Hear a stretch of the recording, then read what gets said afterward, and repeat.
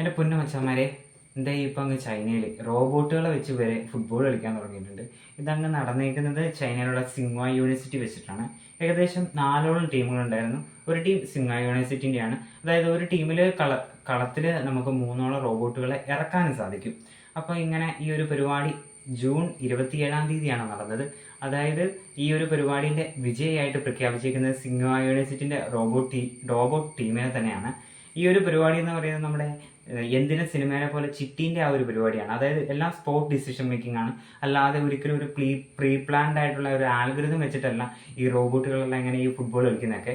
അപ്പം ഇത് നമുക്ക് കാണിച്ചു തരുന്നത് ഇനി മിലിറ്ററീൻ്റെ കാര്യത്തിലാണെങ്കിലും അതേപോലെ തന്നെ നമ്മുടെ ഈ റെസ്ക്യൂസ് ഉണ്ടാവുമല്ലോ, അതായത് ഒരു ആക്സിഡന്റ് പറ്റി റെസ്ക്യൂ ചെയ്യുന്ന അപ്പോൾ ആ ഒരു പരിപാടിക്കാണെങ്കിലും ഈ റോബോട്ടുകളൊക്കെ ആക്ച്വലി യൂസ് ചെയ്യാൻ പറ്റും.